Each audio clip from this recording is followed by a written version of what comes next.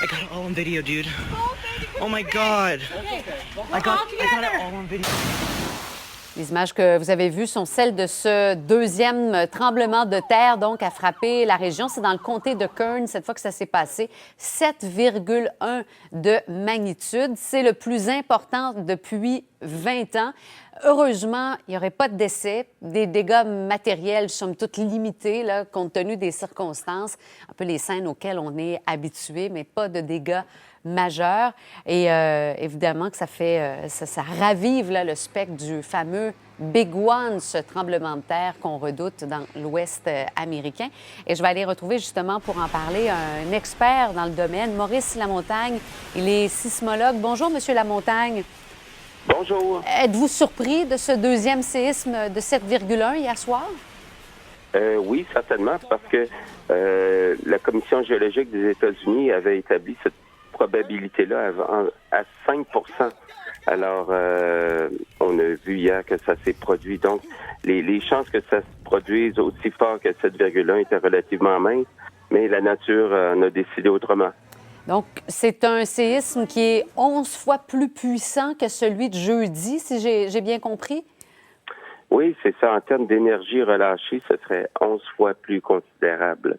Cependant, heureusement, comme vous mentionnez, les dommages sont relativement mineurs. Mais en termes d'énergie, 7,1, c'est considérable. C'est le même ordre de magnitude que celui d'Haïti en 2010. Je voyais l'inquiétude, évidemment, des gens là, sur ces vidéos-là. Qu'est-ce que ça veut dire? Qu'est-ce que ça nous dit sur la situation, ce plus récent événement? D'accord. Ce tremblement de terre-là ne s'est pas produit le long de la faille San Andreas. Donc, la faille San Andreas, c'est une longue faille qui court le long de la Californie du nord au sud et qui est la limite entre la plaque nord-américaine et la plaque pacifique. Mais le séisme d'hier et même ceux qui ont précédé dans cette région-là n'ajoutent pas à la probabilité d'un grand tremblement de terre à court terme.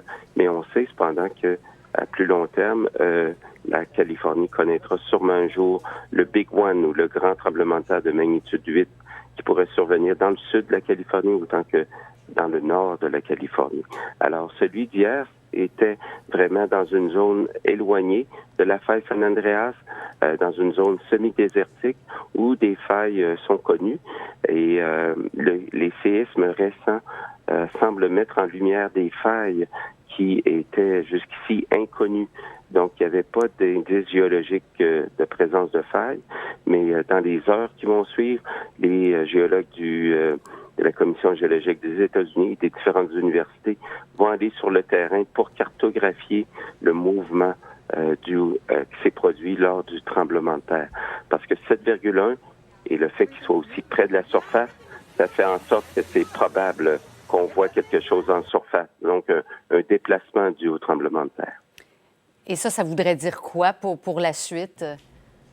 Pour la suite, c'est des indications géologiques, mais pour les résidents de Ridgecrest, ils peuvent s'attendre à avoir encore des répliques sismiques au cours des jours et peut-être même des semaines à venir, où de temps à autre, la Terre va vibrer avec le potentiel de tremblement de terre qui pourrait ajouter encore aux dommages qui ont été constatés jusqu'ici. On est quand même chanceux, là, quand on regarde les images des dégâts, somme toute mineurs, là, de ce qu'on en sait à ce moment-ci. Qu'est-ce qui fait qu'on n'a pas des dégâts plus considérables? Bien, on peut présumer que c'est à cause des codes du bâtiment qui font en sorte que les édifices là-bas sont plus résistants. Et aussi, naturellement, étant donné que c'est la Californie, les gens sont conscients de ce potentiel-là et ont peut-être pris des mesures pour éviter le pire, justement. Ici, au Canada, quelles sont les régions les plus à risque? Est-ce qu'on a des situations, nous aussi, là, qui potentiellement, qu'on pourrait vivre là, semblables à celle-ci? Bien, la côte ouest du Canada est la région où on pourrait connaître des très grands tremblements de terre. Et d'ailleurs, on en a connu dans le passé. C'est à cause que là-bas, c'est vraiment la tectonique des plaques, comme en Californie. Donc, ce sont des plaques qui ont des mouvements relatifs et qui relâchent leur énergie dans de grands séismes. Et plus près de nous, la région de Charlevoix-Kamouraska est connue comme une région susceptible d'avoir des tremblements de terre qui ont atteint jusqu'à magnitude 7 historiquement. Celui de 1663 était autour de magnitude 7 sur l'échelle Richter. Heureusement, ça ne se produisent pas très fréquemment.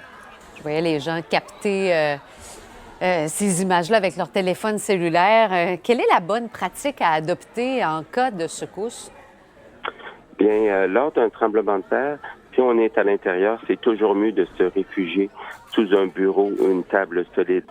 On voyait que des gens parfois essayent de se courir à l'extérieur, mais c'est vraiment la chose à éviter parce qu'à ce moment-là, on peut trébucher et se blesser et en plus, on peut recevoir des objets qui pourraient tomber sur nous.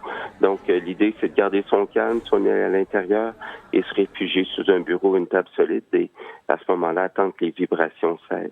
Si on est à l'extérieur, c'est dans la mesure du possible de s'éloigner des édifices parce que certains éléments peuvent se détacher, comme par exemple des briques, des cheminées, etc. Donc, c'est grosso modo ce qu'il faut faire. Mais si vous visitez certains sites sur les bonnes méthodes à suivre lors de tremblements de terre, les gens peuvent avoir plus d'informations sur comment réagir. Maurice Lamontagne, sismologue, merci d'avoir pris le temps d'être avec nous ce matin. Je vous en prie, bonne journée. Bonne journée.